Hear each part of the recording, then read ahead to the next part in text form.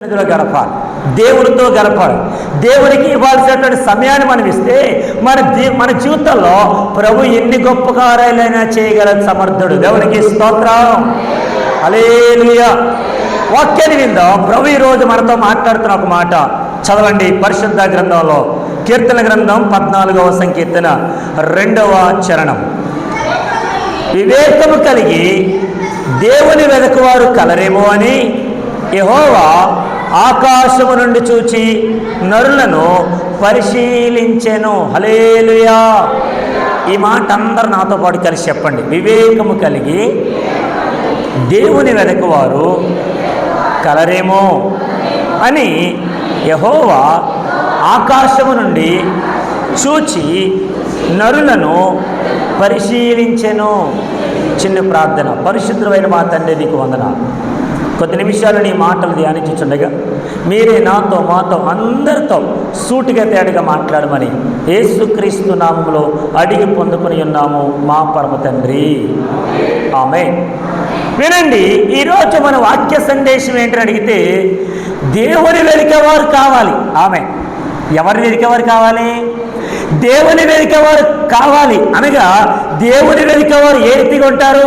అసలు దేవుని వెతికేవారు ఉన్నారా ఈ లోకంలో అని అడిగితే నన్ను మాట చెప్పినామండి.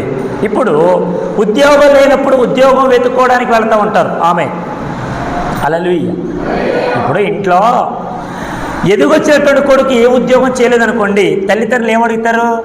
నాన్న, నేను ఇంత కష్టపడి చదివించాం, నీకు ఎంతగానో విద్యా బుద్ధులు చెప్పించాం, నేను ఇంత ప్రయోజకుని చేసాం, ఏ ఉద్యోగం లేకుండా ఖాళీ ఇంటి దగ్గరకు వచ్చిన మొబైల్ చూసుకునే బదులు ఉద్యోగం వెతుక్కోరా పోయి. ఆమె హల్లెలూయా. అంటే నువ్వు ఇంటి దగ్గర ఉండడం వల్ల మాకు ఎటువంటి లోటు లేదు, నీకు ఎటువంటి లోటు లేదు. కానీ నువ్వు పెళ్లి చేసుకున్నటువంటి నీ భార్య ఇంటికి వచ్చిన తర్వాత ఉద్యోగం లేకపోతే ఇటువంటి ఎవరు కూడా ప్రేమించరు. గనుక ఉద్యోగం వెతుకోరా నాయన అని ఆ యవన కాలంలో ఉండేటువంటి పిల్లలను ఉద్యోగం కోసం వెతుకులానికి పంపిస్తూ ఉంటారు. హల్లెలూయా. నేను ఒక మాట చెప్పమంటారా?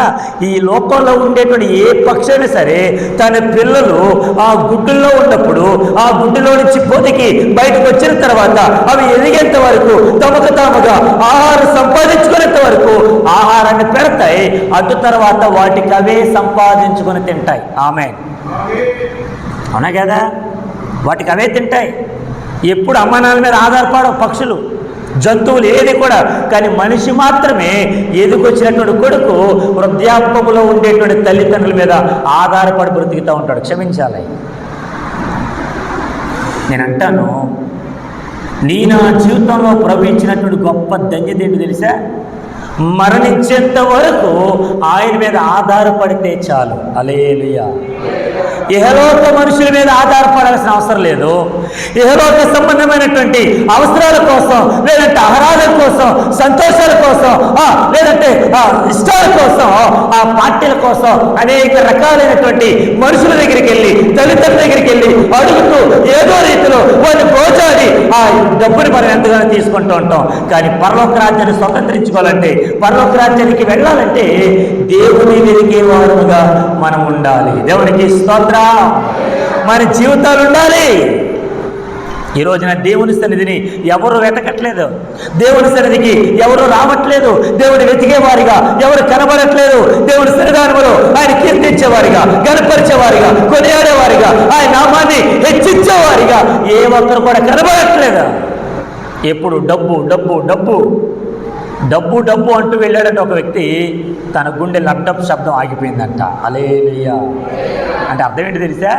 నువ్వు డబ్బు కోసం ప్రాకులాడితే నీ గుండె ఎప్పుడైనా ఆగిపోతుంది. కానీ దేవుని కోసం నువ్వు వెతికితే, దేవుని కోసం ప్రాకులాడితే, దేవుని యొక్క సన్నిధి కోసం నువ్వు ఎంతైతే సర్చింగ్ చేస్తావో ఆ సన్నిధిలో నీకు దొరికేటువంటి 3 ఆశీర్వాదాలు క్లుప్తంగా మీతో జ్ఞాపకం చేస్తా. హల్లెలూయా. ఏంటి? దేవుని వెతికే వారిగా ఉండాలా? దేవుని వెతకకపోతే మనం బ్రతకలేమా? దేవుడు లేకపోతే మనం జీవించలేమా? దేవుడు యొక్క సన్నిధి లేకపోతే మనం ఎంతకు మాత్రం కూడా బ్రతికి పట్టకట్టలేమా అని అడిగితే దేవుని వెతకకపోతే, దేవుడు లేకపోతే, నన్ను మాట చెప్పరండి, దేవుడు లేకపోతే ఈ సృష్టి లేదు. ఉందా? ఎవరు చేశారు ఈ సృష్టి? దేవుడు చేశాడు.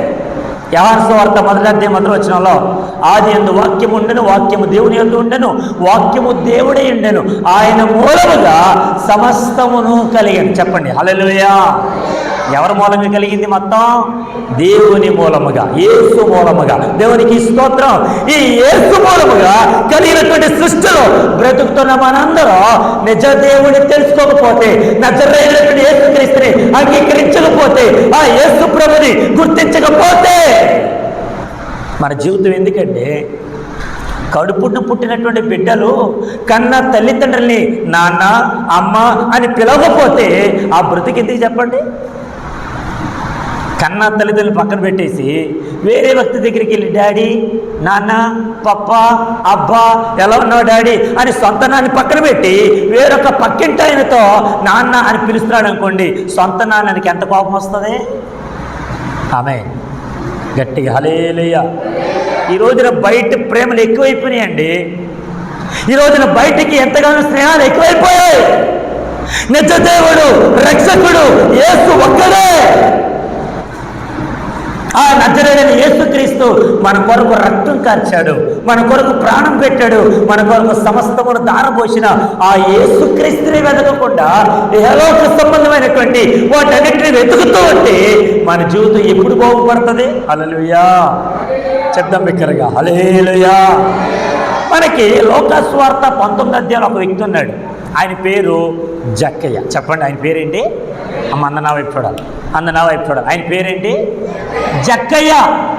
ఈ జక్కయ్య యెహోవా ఎవరో, యేసు ఎవరో తెలుసుకోవాలని ఆయన కోసం ఎంతో ప్రాకులాడాడు, ఆయన కోసం ఎంతో వెతుకులాడాడు, ఆయన కోసం ఎంతో తహదాలాడిపోయాడు. కానీ యేసు ప్రభువును చూడడానికి ఏం అర్థం వచ్చిందని అడిగితే అతని యొక్క పొట్టితనం, మరుగుచ్చితనం అతని గడ్డిగా వచ్చింది. అందరి దగ్గరికి వెళ్ళి యేసుప్రభు అక్కడ ఉన్నాడని, కానీ యేసుప్రభు ప్రార్థనకు వస్తాడని, యేసుప్రభు వీధిలోకి వస్తాడని చాలా పరుగు పొరిగిన యేసుప్రభుని చూడడానికి ఎంతో ఆతృతతో వెళ్ళేసరికి జనాలందరూ కూడా గుంపు కూడా ఉన్నారంట. అందరూ కూడా యేసుప్రభు చుట్టూ ఉండేసరికి ఈయన యేసుప్రభు చూడడానికి అవకాశం లేదు. హల్లెలూయా. ఎందుకు? మరి పొట్టోడు కదా.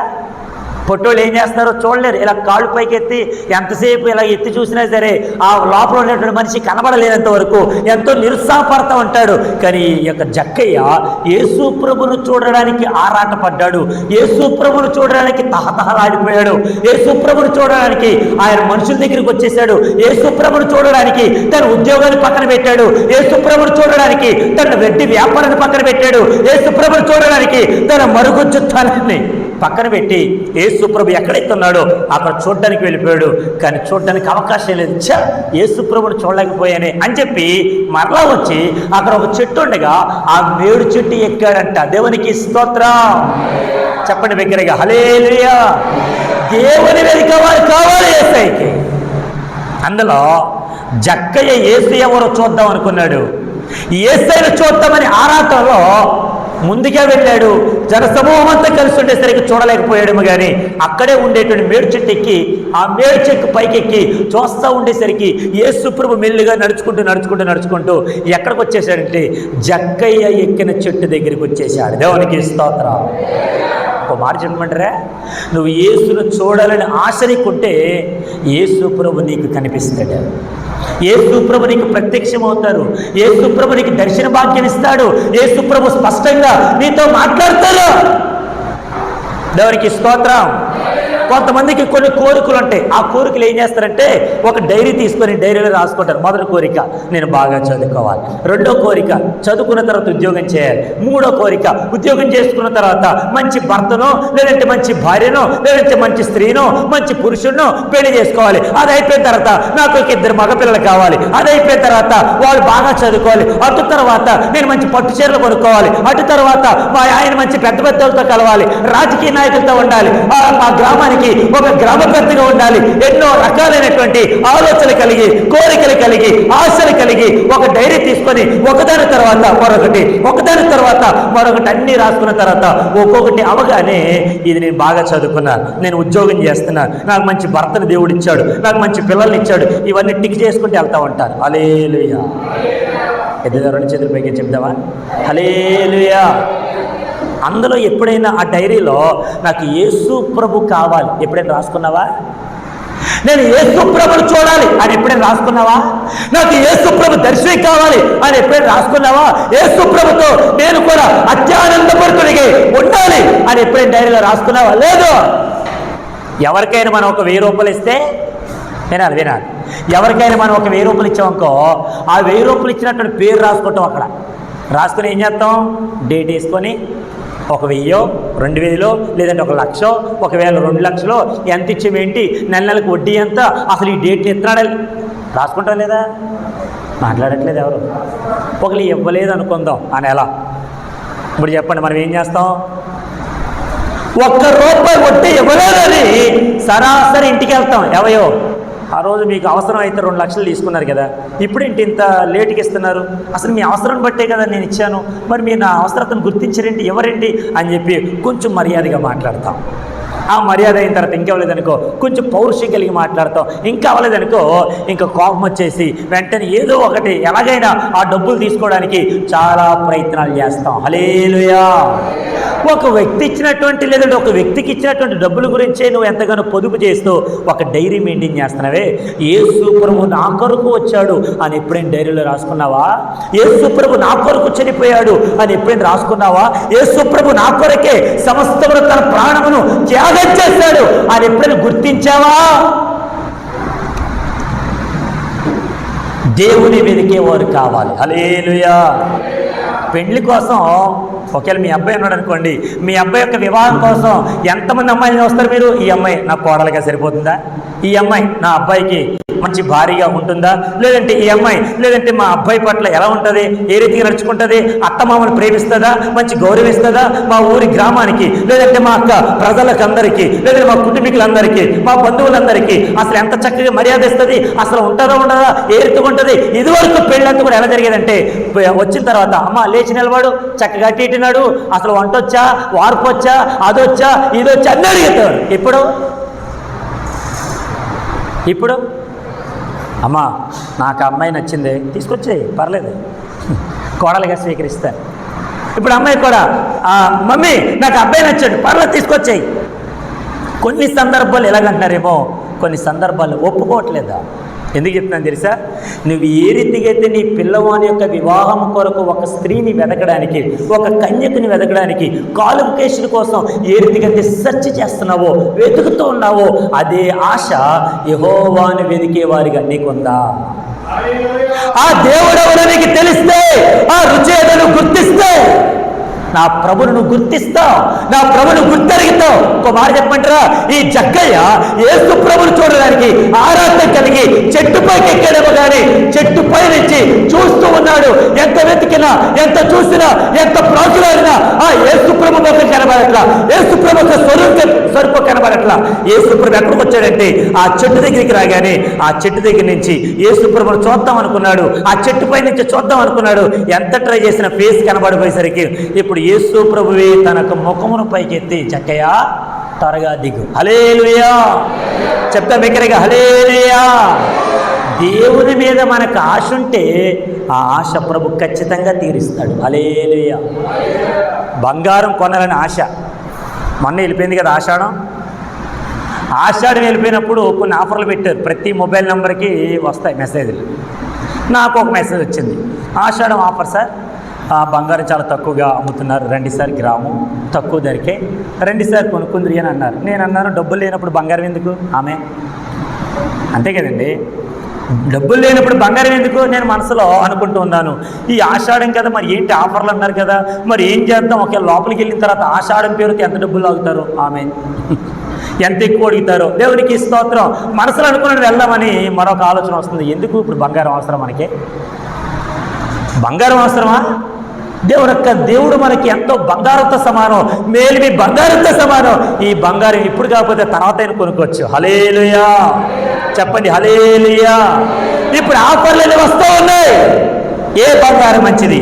22 క్యారెట్స్ మంచిదా, 24 క్యారెట్స్ మంచిదా, ఈ రెండిట్లో ఏది బాగుంటుంది, ఎన్ని గ్రాములు ఉంది, ఏది తీసుకుంటే బాగుంటుంది అని ఏ రీతి అయితే బంగారం దగ్గర వెతికి వెతికి వెతికి వెతికి ఎలాగైతే తీసుకుంటావో నా దేవుడు అంతకంటే విలువైన వాడు. దేవునికి స్తోత్రం. ఆ విలువైన దేవుడు నీ కొరకు నా కొరకు సరాసరి లోకానికి వచ్చాడు. హల్లెలూయా. వచ్చాడా రాలేదా? ఆయన వచ్చాడండి. మన కోసం వచ్చాడు, మన కోసం తగ్గించుకున్నాడు, మన కోసం ఎంతో ప్రాకులాడాడు. జక్కయ్య యేసును చూద్దామని ఆరాటంతో ఆ చెట్టు ఎక్కగానే చెట్టు దగ్గరికి వచ్చి ఇప్పుడు చెట్టు వైపు చూసి మాట్లాడుతున్నాడు. జక్కయ్య త్వరగా దిగో, నువ్వు నన్ను చూడడానికి ఎంతైతే ఆశ కలిగి ఉన్నావో, ఎంతైతే ఆరాటం కలిగి ఉన్నావో, నన్ను చూడడానికి నీ యొక్క మరుగుజ్జుతనాన్ని కూడా పక్కన పెట్టి, నీ జాబును పక్కన పెట్టి, నీ వడ్డీ వ్యాపారాన్ని పక్కన పెట్టి నన్ను చూడటానికి మేడి చెట్టు ఎక్కవా? ఇప్పుడు ఎక్కిన నువ్వు త్వరగా దిగో. ఎందుకో తెలుసా? ఈరోజు నేను నీ ఇంటికి వస్తున్నాను. హల్లెలూయా. చెప్పండి హల్లెలూయా. ఇంటికి వచ్చేటువంటి అతిథుల్ని ఎంత బాగా చూసుకుంటామండి. ఆమె ఒక దైవజనుల కుటుంబంగా మీరు నన్ను చూసుకున్నట్టుగా, ఒక దైవజనుల కుటుంబాన్ని మీరు ప్రేమించినట్టుగా, ఒక దైవజనుల కుటుంబాన్ని మీరు ఆదరించినట్టుగా, రాగానే ఆ టీలు, టిఫిన్లు, భోజనాలు ఏ రీతిగా అన్ని విషయాల్లో మాకు సహకరిస్తున్నారో అంతకంటే ఎక్కువగా యేసు ప్రభువును చూడాలని, యేసు ప్రభు ఇంటికి వస్తున్నాడని. కానీ మరి పొట్టాడేమో, ఎలా దిగాడో నాకు తెలియదు, దూకేస్తుంటాడేమో చెట్టుపై నుంచి. హల్లెలూయా, హల్లెలూయా. మనకు నచ్చినటువంటి సినిమా హీరో మన ఇంటికి భోజనానికి వస్తున్నాడు అన్నాను అనుకోండి, ఏం చేస్తాం మనం? స్తోత్రం. మనకి నచ్చిన సినిమా హీరో, ఇప్పుడు సినిమా హీరోయిన్, అయ్యి బాబు నన్ను చూడాలని ఎంతో ఆశ కలుగుందంట. ఒక తల్లి మేడవరం గ్రామంలో ఉన్నారంట, యేసుక్రీస్తు ప్రార్థన మందిర సంఘ సభ్యురాలంట, నన్ను ఎంతగానో ప్రేమిస్తుందంట, ఆ ఇంటికి వెళ్ళాలి అని చెప్పి తమ పనులన్నీ మానుకుని నేను చూడడానికి వచ్చింది అనుకుందాం. హీరోయిన్ లేదా హీరో వచ్చారనుకుందాం. అప్పుడు మన ఆశ ఎలా ఉంటుంది? ఒంట్లో బాగోకపోయినా, హాస్పిటల్కి వెళ్ళకపోయినా, డబ్బులు ఖర్చు పెట్టకపోయినా అన్నీ వదిలేసుకొని ఆఖరికి మనం ఏం చేస్తామంటే అందరూ కూడా ఉదయాన్నే లేపేసి, ఇదిగో నన్ను చూడడానికి పలానా వ్యక్తి వస్తున్నారంట, ఎంత అతిథి మర్యాదలు చేయాలి, రండి అది వండండి, ఇది వండండి, అది చేయండి, ఇది చేయండి, ఎంతో ఆరాట పడతాం. హల్లెలూయా. మరి యేసు ప్రభు మన ఇంటికి వస్తున్నాడు అనగానే జక్కయ్య ఎగిరి గొంతేసినట్టుగా ఆ చెట్టు పైనుంచి కిందకు వచ్చేసాడు. హల్లెలూయా, హల్లెలూయా. జక్కయ్య ఇంటికి వచ్చినటువంటి యేసయ్య కూడా ఏం తీసుకొచ్చాడు తెలుసా? రక్షణను తీసుకొచ్చాడు. దేవునికి స్తోత్రం. నీవు యెహోవాను వెదికేవారిగా ఉంటే నీకు దొరికేది ఏంటి తెలుసా? మొట్టమొదటిది రక్షణ. చెప్పండి, నాతో చెప్పండి, ఏం దొరుకుతుంది? గడికి చెప్పండి, ఏం దొరుకుతుంది? రక్షణ. ఈ రోజున రక్షణ భాగ్యం లేదు, రక్షణ లేదు. బాప్తిస్తాలు తీసుకోవట్లేదు. బాప్తిస్తాలు తీసుకున్నా అక్కడక్కడ తిరుగుతూ సమయాన్ని వృధా చేస్తూ దేవుడు తను దొంగిలించేవారిగా ఉన్నారేమో. కానీ ఈ జక్కయ్య తన వడ్డీ వ్యాపారం కాస్త ఎవరి దగ్గర అయితే అన్యాయంగా తీసుకున్నాడో, అన్యాయం తీసుకున్న వారి దగ్గర నుంచి మరలా 4 గంటలు నేను చెల్లిస్తాను అని ఒక మార్పు తీసుకొచ్చుకున్నాడు. తన మనసు మారింది, తన జీవితం మారింది, తన పరిగెట్లు మారింది. దేవుడు తనకి రక్షణ ఇచ్చాడు. నీవు కూడా అబ్రహాము కుమారుడివే. నేడు నీ ఇంటికి రక్షణ వచ్చి ఉన్నది. దేవునికి స్తోత్రం. ఇప్పుడు యెహోవాను వెతకడం అంటే రక్షణను వెతకడం. హల్లెలూయా. చెప్పండి, యెహోవాను వెతకడం అర్థం ఏంటి? నిన్ను రక్షించేవాడి కోసం. ఉదాహరణకి నీ ఇంటిలో కొన్ని శ్రమలు ఉన్నాయి, ఇబ్బందులు ఉన్నాయి, కష్టాలు ఉన్నాయి, కన్నీళ్ళు ఉన్నాయి. నీ ఇంటికి, నీ పరా ఇంటికి కొంచెం పడట్ల, కోర్టులో ఎంతగానో కేసు వేశారు. ఎప్పుడైతే కేసు వేశారో నిన్ను రక్షించే లాయర్ అవడా, ఆ లాయర్ ఎంత తీసుకుంటాడా, ఆ లాయర్ ఎక్కడున్నాడా అని ఏ రీతికైతే వెతుకుతామో ఆ లాయర్ రాగానే మనకి ఏమొస్తుంది? రక్షణ వస్తుంది. ఆ లాయర్ రాగానే మనకి ఏం చేస్తాడు? మనకు కోర్టు నుంచి కొంచెం, ఆ జ్యుడిషియల్ దగ్గర నుంచి, ఆ కోర్టు నుంచి మనకు కొంచెం విడుదల ఇస్తాడు, రెస్ట్ ఇస్తాడు. అలాంటిది యేసు ప్రభు కూడా. దేవునికి స్తోత్రం. ఈ పాపం అనేటువంటి కట్టుబాట్లలో, ఈ యొక్క నరకం అనేటువంటి కట్టుబాట్లలో ఉండకుండా నిన్ను తప్పించడానికి నా ప్రభువే లాయర్గా మారి నన్ను కూడా రక్షించే రక్షకుడిగా మారిపోయాడు. హల్లెలూయా. ఇప్పుడు చెప్పండి, యేసు ప్రభుని వెతకడంలో మనకి ఏమొస్తుందని అడిగితే రక్షణ వస్తుంది. అందరూ చెప్పండి, ఏమొస్తుంది? మరి మరొకరు ఏమని వెతికారా లేదా? చూద్దాం చూడండి. పరిశుద్ధ గ్రంథాలు ఆదికాండ గ్రంథం 11వ అధ్యాయము 5వ వచన భాగం. ఆదికాండ గ్రంథం 11వ అధ్యాయము 5వ వచన భాగం. యెహోవా నరుల కుమారులు కట్టిన పట్టణమును, గోపురమును చూడ దిగి వచ్చెను. హల్లెలూయా. ఇక్కడ ఒక గోపురం కడుతున్నారంట, బాబేలు గోపురం. చెప్పండి, ఏ గోపురం? అమ్మా ఎంతమంది ఉన్నారు, స్వరం ఎత్తి చెప్తే బిల్డింగ్. ఆమె హల్లెలూయా. చెప్పండి, ఏ గోపురం అంట? గట్టి. మా పురుషులు ఎవరు మాట్లాడట్లేదు? పురుషులారా మాట్లాడండి. ఏ గోపురం? గట్టిగా చెప్పండి, ఏ గోపురం? ఆమె ఏ గోపురం? బాగా వినాలి. ఈ బాబేలు గోపురాన్ని కడదాం అనుకున్నారు. బాగా వినండి. ఎవరు వీళ్ళందరూ? చెదిరిపోయినటువంటి ప్రజలు, దేవాది దేవుడు వాళ్ళందరూ కూడా మీరు వెళ్ళండి, విస్తరించండి, భూమిని నిండించండి, నా కొరకు బ్రతకండి అంటే వీళ్ళందరూ కూడా ఏం చేశారంటే ఒక ప్రాంతానికి వెళ్ళారంట. ఆ ప్రాంతానికి వెళ్ళగానే వారు తూర్పున ప్రయాణమే పోవచ్చుండగా షీనారు దేశం అన్న ఒక మైదానం వరకు కనబడెను. అక్కడ వారు నివసించి వాళ్ళు ఏం చేస్తారంటే 3వ వచనంలో, మనం ఇటుకలు చేసి బాగుగా కాల్చుదము రండి, ఒకరితో ఒకరు మాట్లాడుకునేది. రాళ్లకు ప్రతిగా ఇటుకలను, అడుసునకు ప్రతిగా మట్టికీలను వారికి ఉండెను. మరియు వారు మనము భూమి అన్నంతటా చెదిరిపోకుండా ఒక పట్టణమును ఆకాశమునంటూ శిఖరము గల ఒక గోపురమును కట్టుకొని, దేవునికి స్తోత్రం. వాళ్ళ ఆలోచన మంచిదే. ఆమె ఏంటి ఆలోచన? మనం ఎక్కడికి చెదరిపోవద్దు. ఆమె మనం ఎక్కడికి వెళ్ళకుండా ఏం చేద్దాం తెలుసా? ఇదిగో మనం ఇటుకలు చేద్దారండిరా, అక్కీలు తీసుకురండిరా. ఇంకో మాట చెప్పమంటారా? మనం ఎక్కడికి వెళ్ళిపోకుండా ఆకాశం అంటేటువంటి ఒక శిఖరాన్ని, ఒక గోపురాన్ని కడదాం, మనందరం ఇక్కడే నివాసం చేద్దాం అని చెప్పి వాళ్ళకు అందరూ మాట్లాడుకున్నారు. హల్లెలూయా. చెప్దాం గట్టిగా, హల్లెలూయా. దేవుడేమో సువార్త చెప్పండిరా, కొన్ని దేశాలకు వెళ్ళండి, కొన్ని ప్రాంతాలకు వెళ్ళండి, కొంతమందిని దర్శించండి, కొన్ని గ్రామాలకు వెళ్ళండి, సువార్త చెప్పండి, నా కొరకు ప్రజలందరినీ రక్షించండి, ఇదిగో నాకు శిష్యులుగా చేయండి అని మార్కు సువార్త 16:16 చెబితే, ఈ యొక్క ఆది కాండంలో కూడా నా ప్రభు అబ్రాహామును పిలిచినప్పుడు, ఇస్సాకును పిలిచినప్పుడు వారందరూ కూడా పిలిచి మీరు నా కోసం బ్రతకండి అని అన్ని విషయాలు వారు చెప్పినప్పుడు, ఇప్పుడు వాళ్ళు ఏం చేశారంట? అబ్రాహామును పిలవడానికి ముందు ఈ 11 అధ్యాయంలో అక్కడ ఒక జనాభా కనబడుతుంది. ఇది షేము, హాము, యాపేతు, వీళ్ళందరూ మొత్తం అందరూ కూడా ఒక గుంపుగా చేరి అక్కడే కట్టుకొని అనేక రీతిలుగా బ్రతుకుతూ ఆ రీతిగానే జీవిస్తూ ముందుకు వెళ్ళిపోతూ అక్కడే ఆగిపోయి ఒక ప్రాంతంలో ఆగిపోయారంట మైదానంలో. ఆ మైదానంలో ఒక గోపురాన్ని కట్టడానికి ఎంతగానో ఆశ కలిగి ఉన్నారు. దేవునికి స్తోత్రం.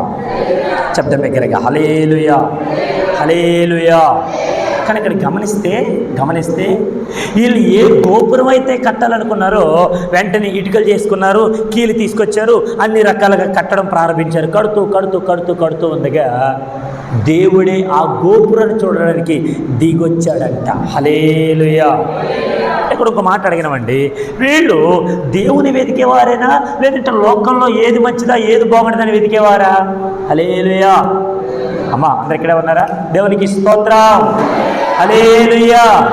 వీడు ఒక బిల్డింగ్ కట్టుకుందాం, లేదంటే ఒక శిఖరాన్ని కట్టుకుందాం, ఒక గోపురాన్ని కట్టుకుందాం, ఇక్కడే ఉందాం, ఇక్కడే కాపురం చేద్దాం, ఇదే మరి జీవితం అని అనుకుంటూ అలాగే ఉండిపోయారు. కానీ వాళ్ళు కడుతున్న గోపురాన్ని చూడటానికి వచ్చాడంటే యేసయ్య. హల్లెలూయా. శబ్దం దగ్గరికి హల్లెలూయా. దేవుని వెతకండి అంటే ఈ లోపల ఏది బాగుంటుందా, ఏ బిల్డింగ్ కట్టుకుందామా, ఎన్ని స్టేర్లు కట్టుకుందామా, ఎంత సంపాదించుకుందామా, ఏ బంగారు కొనుక్కుందామా, ఏ రీతిగా బ్రతుకుతామా అనేటువంటి ఆలోచన ద్వారా ఉండిపోయారంటే వీళ్ళం. హల్లెలూయా, హల్లెలూయా. ఇప్పుడు దేవుని వెతికేవారు కావాలా, లోకాన్ని వెతికేవారు కావాలా? ఉదాహరణకి మన ముఖ్యమంత్రి వర్యులు నారా చంద్రబాబు నాయుడు గారు ఉన్నారు. ఆయన పక్కన చాలామంది సెక్యూరిటీ గార్డు ఉన్నారు. ఈ సెక్యూరిటీ గార్డు ఆయన చెప్పినటువంటి పని చేయకుండా, ఆయన నియమించినటువంటి నియమం పాటించకుండా, అక్కడే ఉండకుండా, అయ్యా సార్ మీరు ఎక్కడ మీటింగ్లో ఉన్నారు కదా, మీరు మాట్లాడుతూ ఉండండి, మేము బయటికి వెళ్ళి సంచారం చేసి వస్తాం అని ఎవరైనా సెక్యూరిటీ గార్డు చెప్పారనుకోండి, అందులో ఉద్యోగులు ఉంచుకుంటాడా తీసేస్తాడా? మాట్లాడండి. తీసేస్తాడా ఉంచుతాడా? ఏ పని అప్పగించాడు వాళ్ళకి? సెక్యూరిటీ. 24 hours మొత్తం రోజంతా మీ నా పక్షానే ఉండాలి, నా దగ్గర ఉండాలి, నేను ఎక్కడికంటే అక్కడికి రావాలి, కాన్వాయ్ మీద రావాలి, అసలు మీకు ఎటువంటి హాలిడేస్ అంటూ ఏది రెస్ట్ అంటూ లేదు, మీరు నాతోనే ఉన్నంటే వీళ్ళు ఏం చేస్తారంటే ముఖ్యమంత్రిని వదిలిపెట్టేసి నారా చంద్రబాబు నాయుడు విడిచిపెట్టేసి అటు వాళ్ళ కోసమో వీళ్ళ కోసమో వాళ్ళ భార్య కోసమో వాళ్ళ పిల్లల కోసమో అటు ఇటు తిరుగుతూ హ్యాపీగా జీవితాన్ని కొనసాగిస్తున్నారు. ఉద్యోగం ఉంచుకుంటారా తీసేస్తారా? ఉద్యోగులు ఉంచుకుంటారా తీసేస్తారా? గట్టి హల్లెలూయా. ఏ పని అయితే చెప్పారో అది చేయకపోతేనే ఇహలోక సంబంధమైనటువంటి అధికారులు అధికారాన్ని బట్టి మన ఉద్యోగుల నుంచి పీకేస్తున్నారే. మరి దేవుని వెతకకపోతే ఈ జీవితం ఎందుకు? దేవుడిని తెలుసుకోకపోతే ఈ అందం ఎందుకు? దేవుణ్ణి గుర్తించకపోతే ఈ యొక్క టీవీ ఎందుకు? ఈ ఆలోచనలు ఎందుకు? ఇంత బ్రతికి ఇంటెనకల చచ్చినట్టేగా. దేవునికి స్తోత్రం, హల్లెలూయా. దేవుని వెతికేవారు కావాలి. కాబట్టి వీరు కడుతున్నటువంటి గోపురాన్ని చూడడానికి యేసు ప్రభువే కిందకి దిగి వచ్చి, ఇప్పుడు అంటున్నాడు చూడండి, దేవుడు కిందకి దిగి వచ్చి ఏమన్నాడు 6వ వచనంలో, అప్పుడు యెహోవా, ఇదిగో జన్మ ఒక్కటే, వారందరికీ భాష ఒక్కటే, వారు ఈ పని ఆరంభించి ఉన్నారు. ఇక మీదట వారు చేయదలచి ఏ పని అయినను చేయకుండా వారికి ఆటంకమేమీ ఉండదు. కనుక మనం దిగిపోయి వారిలో ఒకరి మాట ఒకరికి తెలియకుండా అక్కడ వారి భాషను తారుమారు చేయడం రండని అనుకునేను. హల్లెలూయా. ఇప్పుడు అందరు కలిసి ఇటుకలు చేస్తున్నారంట. దేవుళ్ళు దిగొచ్చి తండ్రి కుమార పరిశుద్ధాత్మ దేవుడు వారందరితో ఏమని అన్నాడంటే, ఇదిగో వీళ్ళ భాషను మనం మార్చుదాం. వీళ్ళందరూ ఇక్కడే ఉంటే కనుక ఇక్కడి నుంచి కదలరు. భాష ఒకటే, ప్రాంతం ఒకటే, పద్ధతి ఒకటే, అన్ని బాగానే ఉన్నాయి. కానీ మనం చెప్పిన మాట వీళ్ళు వినట్లేదు కనుక వీళ్ళు మనం ఏం చేస్తామంటే వారొక భాష మారుద్దాం. హల్లెలూయా. ఏ మారుద్దాం? ఇక్కడ చెప్పండి, ఏ మారుద్దాం? ఇప్పుడు అక్కడ తెలుగు వచ్చినోడికి అయ్యా ఇటుకేమన్నా అంటే ఇంకోటి అన్నాడు క్యా, ఏమన్నాడు? అప్పటి వరకే ఇటుకమ్మంటే ఇటుక ఇచ్చారు. ఆ కీలు మట్టికీలమ్మంటే మట్టికీలు ఇచ్చారు. ఏదేమంటే అప్పుడు అర్థమైంది. తర్వాత దేవుడు వచ్చి ఆ భాషను మార్చేసరికి sir please give me that bricks అని అన్నారంట. ఇటుకలు ఇవ్వండి అనేసరికి వాళ్ళు అన్నారంట క్యోంకి క్యా కర్తా హూ, ఏం మాట్లాడుతున్నారు మీరు, ఏంటది, ఏమడుగుతున్నారు మీరు అన్నట్టుగా వారి భాషలన్నీ కూడా తారుమారైపోయి. దేవునికి స్తోత్రం. శబ్దం దగ్గరికి హల్లెలూయా. దేవుని వెతికే వారిగా ఉంటేనేమో రక్షణ వస్తుంది. ఇప్పుడు వీళ్ళు దేవుని వెతకడం మానేశారు, దేవుడు గుర్తించడం మానేశారు, దేవుని సన్నిధిని మానేశారు, దేవుని సన్నిధిని బైబిల్ లేకుండా ప్రవర్తించారు. వాళ్ళు ఏదైతే కట్టుకుందాం అనుకున్నారో కట్టుకున్న కోట మధ్యలోనే ఆగిపోయింది. ఆ గోపురం ఆగిపోయింది. అదే బాబేలు గోపురం. హల్లెలూయా. అదేంటిది? అది బాబేలు గోపురం. రాను రాను దాని పేరు ఏమైందంటే బబులోను సామ్రాజ్యం అయ్యింది. హల్లెలూయా. ఈ బబులోను సామ్రాజ్యానికి నా దేవుడు ఎంతో శక్తినిచ్చాడు, ఎంతో బలాన్నిచ్చాడు, ఎంత అధికారాన్నిచ్చాడు. ఆ బబులోను దేశాన్ని పరిపాలించడానికి నెబుకద్నెజరు అనే రాజుని నా దేవుడు రాజుగా చేశాడు. హల్లెలూయా. ఈ నెబుకద్నెజరు పరిపాలనలో ఇశ్రాయేలు యొక్క రాజ్యం లేదంటే యెరూషలేము ప్రాంతంలో నివాసం చేస్తున్న ఆ దేవుడమైనటువంటి బిడ్డలందరూ కూడా వారి దేవుని మాట వినక, దేవుని మాట గైకొనక, దేవునికి లోబడక, ఆయన వెనకక ఎవరైతే ఏదైతే బ్రతుకుతూ ఉన్నారో వాళ్ళందరూ కూడా చెరపట్టి వాడిని బంధించి వెంటనే చెరసాల పాలు చేశాడు రాజైన నెబుకద్నెజరు. దేవునికి స్తోత్రం. ఇది చరిత్ర. ఇదంతా ఏంటిది? చరిత్ర. ఇప్పుడు వీళ్ళందరినీ పట్టి తీసుకెళ్ళడానికి, వీళ్ళందరినీ కూడా ఆ జైల్లో వేయడానికి, ఆ బందీలుగా చేయడానికి గల కారణం ఏంటి తెలుసా? దేవుడిని వెతకకపోవడమే. హల్లెలూయా. ఇప్పుడు చెప్పండి, ఒకటి దేవుని వెతికితేనేమో మనకు రక్షణ, దేవుని వెతికితే మన జీవితాల్లో ఆశీర్వాదాలు కలుగుతాయి. హల్లెలూయా. మనం ఏం చేయాలి? దేవుని వెతకాలి. దేవుడిని వెతకుండా నాకు డబ్బు ఉంది, నాకు అందం ఉంది, నాకు సౌందర్యం ఉంది, నాకు ఆస్తిపాస్తులు ఉన్నాయి, రాకపోయినా పర్లేదులే, వెనకపోయినా పర్వాలేదులే, ఏం కాదులే అన్నట్టుగా ఎవరైనా నిర్లక్ష్యోదారంతో ఉంటే, ఇదిగో వీళ్ళలాగా మనం ప్రవర్తిస్తే మన జీవితాలు కూడా తారుమారైపోతాయి. మన జీవితాలు కూడా తారుమారైపోతాయి. ఈ తారుమారైతున్నటువంటి ప్రాంతంలో, ఈ తారుమారవుతున్నటువంటి స్థితిలో, ఈ పరిస్థితిలో మరి దేవుని వెతికితే మన జీవితాలు బాగుపడతాయి. హల్లెలూయా. సమాధానం వస్తుంది. హల్లెలూయా. గట్టిగా హల్లెలూయా. ఇది రెండు విషయాలు. ఒకటి, దేవుని వెతికే వారు ఉంటే రక్షణ వస్తుంది. దేవుని వెతికే వారు ఉంటే మన జీవితాల్లో నా దేవుడు గొప్ప రక్షణ భాగ్యం అనుగ్రహించడమే కాదు కానీ మనలను తన వైపు నడిపించే నాయకుడిగా మనకున్నాడు. హల్లెలూయా. మూడవ విషయం చెప్పి నేను ముగిస్తాను. చదవండి పరిశుద్ధ గ్రంథంలో కీర్తన గ్రంథం 69వ సంకీర్తన 32వ వచన భాగం. 69వ సంకీర్తన 32వ వచన భాగం.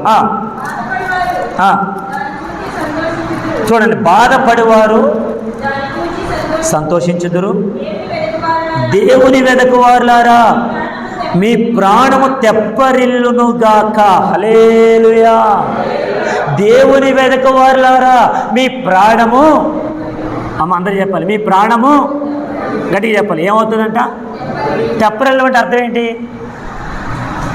తెప్పరిల్లం అంటే అర్థం ఏంటి? ఇప్పుడు ఉదాహరణకి కొన్ని అప్పులు పాలైపోయాం, ఎవరో మనకి అమౌంట్ ఇచ్చారు, వాళ్ళకి ఇవ్వలేకపోయాం, కొన్ని పరిస్థితులు తారుమారైపోయాయి, మనం ఎంతగానో ఏదో వస్తుంది ఏదో ఇచ్చేద్దాం అని అనుకుని ఎంతగానో ఆ భ్రమలో ఉండిపోయాం. ఇప్పుడు అమౌంట్ రాలేదు, వాళ్ళకి మనం అమౌంట్ ఇవ్వలేదు. ఇప్పుడు మనం ఏం చేస్తున్నామంటే తల్లడిల్లిపోతున్నాం, బాధపడిపోతూ ఉన్నాం, కన్నీరు కారుస్తూ ఉన్నాం, మొరపెడుతూ ఉన్నాం, దుఃఖిస్తూ ఉన్నాం, ఏడుస్తూ ఉన్నాం. అనేకమైనటువంటి బాధల చేత, ఇరుకుల చేత, ఇబ్బందుల చేత.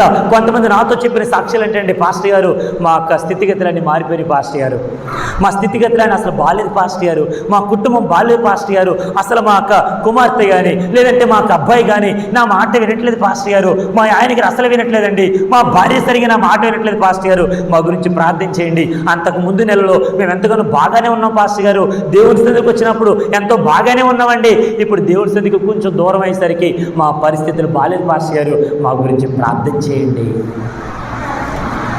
ఇప్పుడు చెప్పండి, దావీదు అంటాడు 103వ కీర్తన 1వ వచనంలో, నా ప్రాణమా యెహోవాను సన్నిధించుము, నా అంతరంగమునున్న సమస్తమా ఆయన పరిశుద్ధ నామమును సన్నిధించుము. నా ప్రాణమా యెహోవాను సన్నిధించుము, ఆయన చేసిన ఉపకారములలో దేనిని మరిచిపోతూ.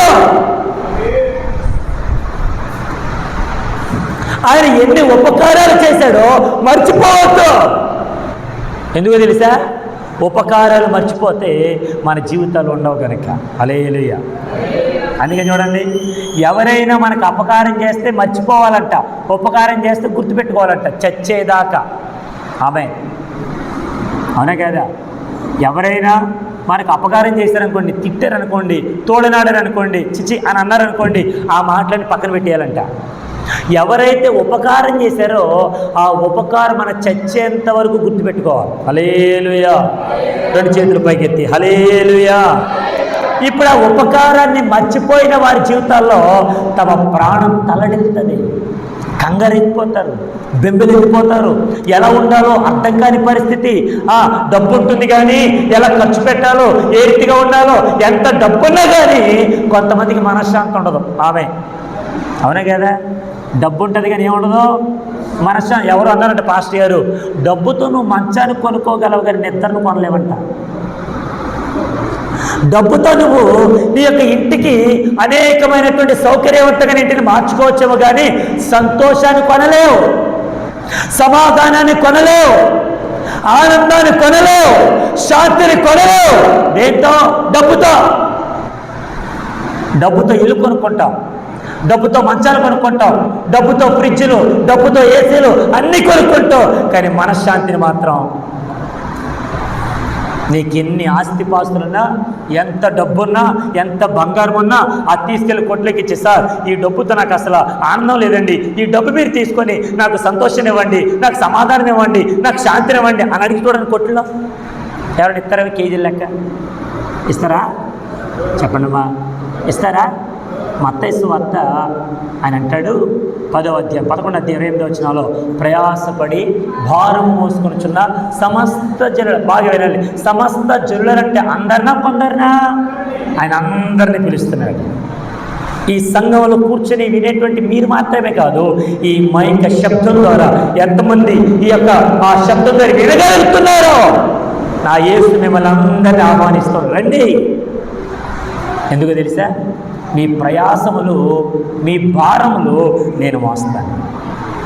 నా కాడి సులువు, నా భారము తేలిక, నా యొద్దకుండి నేర్చుకోండి. ఏమి నేర్చుకోవాలి? ఆయన ఇచ్చేటువంటి సమాధానం, ఆయన ఇచ్చేటువంటి ఓదార్పు, ఆయన ఇచ్చేటువంటి ఆదరణ, ఆయన ఇచ్చేటువంటి అనేకమైనటువంటి ఆశీర్వాదాలు రండి నేను మీకు ఇస్తాను అని నా ప్రభువు పిలిచినట్టుగా ఈ లోకంలో ఏ ఒక్కరు పిలవలేదు కదా, ఏ ఒక్కరు ఆదరించలేదు. హల్లెలూయా. నువ్వు ఎంత ఏడుస్తున్నావో, నువ్వెంత బాధపడుతున్నావో, నువ్వెంత కన్నీరు కారుస్తున్నావో, నీ లోపల ఎంత కుమిలిపోతున్నావో, ఎవరికి చెప్పుకోలేనటువంటి బాధను బట్టి, అది నీ భర్తకో, నీ భార్యకో, నీ పిల్లలకో, ఎవరి బిడ్డలకో, ఎవరికి చెప్పుకున్నా, చెప్పుకోకపోయినా, ఎవరు చూసినా చూడకపోయినా నజరేయుడైన యేసయ్య నిన్ను నన్ను చూస్తున్నాడు. ఆయన మన బాధలను గుర్తించాడు, సమాధానమిచ్చే దేవుడు. దేవునికి స్తోత్రం. ఇప్పుడేంటి తెలుసా? 3 విషయాలు. ఒకటి, యెహోవాను వెదికే వారి జీవితాల్లో రక్షణ వస్తుంది.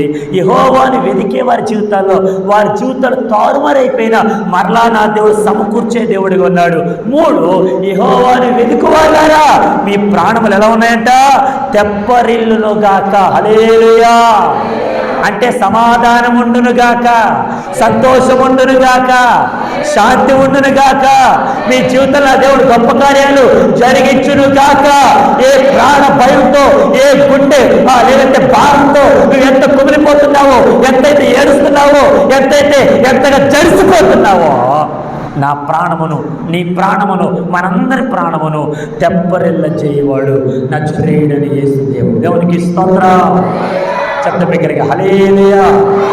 ఇప్పుడు చెప్పండి, మనకి ఎవరు కావాలి? యెహోవాను వెదికే వారిగా ఉందామా వద్దా? గట్టి చెప్పాలి. యెహోవాను వెదికే వారిగా ఉందామా లేదా వదిలేద్దామా? ఎందుకులే పాస్టర్ గారు, ఎప్పుడు ఆదివారం వచ్చేస్తుంది కదా, శుక్రవారం వస్తుంది కదా, అసలు ఈ శుక్రవారం ఆదివారం కాకుండా మిగతా రోజులు ఎందుకు పాస్టర్ గారు అని అంటారా? కొంతమంది ఆదివారమే రావట్లా, క్షమించాలి. శుక్రవారం అసలు పురుషులు కొంతమంది అసలు సగం కనబడట్లా. శుక్రవారం సాయంత్రం కనబడట్లేదు పురుషులు. దేవునికి స్తోత్రం. మనకు ఒక లోపలికి సామెత ఉంటుంది, పుణ్య పురుషులందు హల్లెలూయా, హల్లెలూయా, పురుషులందు పుణ్య పురుషులు ఉన్నారంట. నేను అంటాను, దేవుడి సందికి వచ్చేవారందరూ కూడా పుణ్య పురుషులేమో. హల్లెలూయా. చెప్పట్లేదు ఎవరు? హల్లెలూయా. కొంతమంది రావట్లా, క్షమించాలి. అందరు రండి. దేవుని సన్నిధి అంత గొప్పది. హల్లెలూయా. నువ్వు దేవుని వెతికేవారు ఉంటే ఆయనే నిన్ను వెతుక్కుంటూ వచ్చాడనే విషయం నీకు తెలుస్తుంది. వచ్చేటప్పుడు నా ప్రభు ఏం తెచ్చాడు తెలుసా? రక్షణ ఇచ్చాడు. నువ్వేమిచ్చావు? యేసు ప్రభు ఇంకోటి ఏమిచ్చాడు తెలుసా? నీ జీవితాలు తారుమారైపోవడం దేవుడికి ఇష్టం కాదు, దేవుడి చిత్తం కాదు. నీ జీవితాలు సమకూర్చబడాలి, సమాధానపరచబడాలి, తెప్పరిల్లాలి. దేవునికి స్తోత్రం. 3వది, దేవుని వెతికేవారుగా ఉంటే మన జీవితాల్లో మన ప్రాణ భయములన్నీ కూడా తొలగిపోతాయి. హల్లెలూయా, హల్లెలూయా. ఎండవేళలో నడుచుకుంటూ వెళ్ళేటప్పుడు ఏ చెట్టుకైతే నీడెక్కువ ఉంటుందో ఆ చెట్టు దగ్గర నీడ కోసం కూర్చున్న మనకి ప్రాణం ఎంత హ్యాపీగా ఉంటుందో, దేవుని వెదికే వారి ప్రాణాలు కూడా అంత చల్లగా హాయిగా ఉంటాయి. హల్లెలూయా. ఆయన 2 చేతులు పైకెత్తి చెప్తాం. హల్లెలూయా. డబ్బు సంపాదిస్తే తెప్పరెళ్ళాం, డబ్బు సంపాదిస్తే మన జీవితాలు ఏమీ పోవు. యేసు ప్రభుని నమ్మితే, యేసు ప్రభుని వెతికితే, యేసు ప్రభు దగ్గరికి వస్తే, దేవుని మందిరంలో మనం ఉంటే ఒకటి మనకి రక్షణ దొరుకుతుంది, మన జీవితాలు సమాధానపరచబడతాయి, మన జీవితాలు మన ప్రాణ భయాలు తొలగిపోతాయి. హల్లెలూయా. అట్టి కృప, అట్టి ఆశీర్వాదం.